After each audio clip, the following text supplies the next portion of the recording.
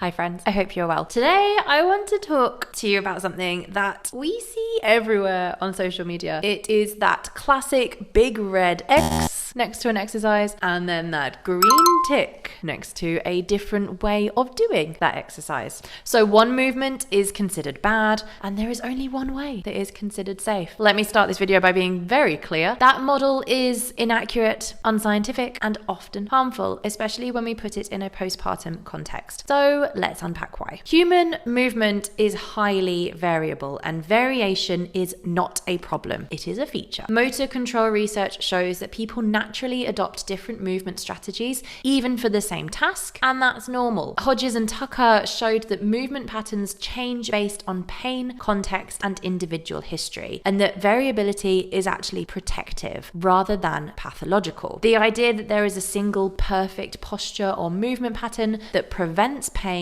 simply is not supported. Now, technique doesn't predict pain either. This is crucial. Many videos on social media imply that pain means you're moving wrong and that perfect form will mean that you will be pain-free. But research does disagree. Meal et al. Found that there was no consistent relationship between posture or movement alignment and the presence of low back pain. And Schmidt et al. Showed that postural or movement errors didn't predict future pain either. So in other words, technique alone does not determine safety or risk. Your nervous system, tissues, history, load, fatigue, sleep, stress, all interact because movement is multifactorial. Now, let's talk about pain science because this is where fear-based messaging really harms people. Pain doesn't always equal tissue damage. Phillips et al., a major review, explains that pain is an output of the nervous system shaped by multiple factors, which include tissue sensitivity, perceived threat, psychosocial context, and past experience. This means that somebody might feel pain doing a movement they did yesterday,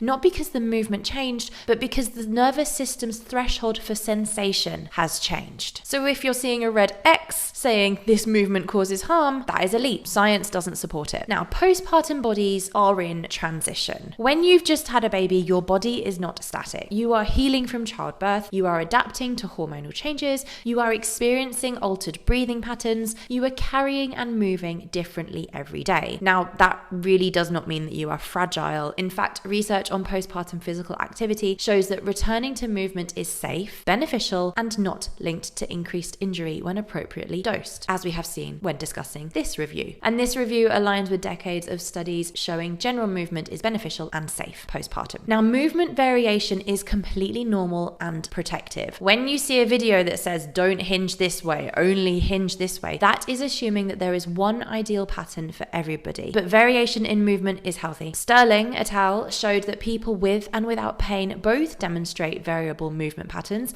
and that variability often protects against overuse. Rigidly prescribing a single movement strategy eliminates that variability and may increase strain elsewhere. The biggest predictors of pain and adaptation are how much load you expose the body to, how often you repeat the movement, and your current capacity, not whether your knee is perfectly aligned with your toes. Saruman emphasized that movement pattern faults are not inherently pathological, but the way tissue responds to load is what matters. Faulty movement is only really meaningful if it exceeds capacity. The idea that a movement could be universally wrong is so overly simplistic. Now, this red X and green tick messaging is harmful because it promotes fear of movement, it encourages avoidance, it reduces confidence, it reinforces fragility beliefs, and it ignores individual context. Fear of movement is actually predictive of disability. Valayan and Linton showed that fear avoidance can create a cycle of pain and avoidance, not healing. And this is especially relevant postpartum because sleep deprivation increases pain sensitivity, stress increases threat perception, hormones can alter tissue responsiveness, and movement patterns vary day to day. And fear-based social media messaging leaps to worst case scenarios rather than supporting gradual, safe self-paced exposure. So what is a better reframing of this red X green tick narrative? It is more useful to say options based on your capacity today, progressions and regressions depending on symptoms, tasks paired with context and load, or confidence building exposure as opposed to fear avoidance. Movement is about capacity and tolerance, not ever a perfect posture. McGill emphasizes on building tissue tolerance over time through progressive loading, not fixation on posture alone. Now, this does not mean ignoring symptoms, obviously, but it does mean that pain or discomfort doesn't automatically mean damage or that you're bad at exercising. And it could 100% mean that one person's bad movement, which obviously doesn't exist, is another person's normal movement, because movement is functional and context dependent. So to wrap this up, there is no right way to move postnatally. Bad posture or wrong movement does not predict injury. A red X, green tick social media messaging oversimplifies complex motor and pain science. Variability, gradual exposure, and load management matter much more. Confidence in your body supports recovery. Fear undermines it, and movement should be empowering, not policing.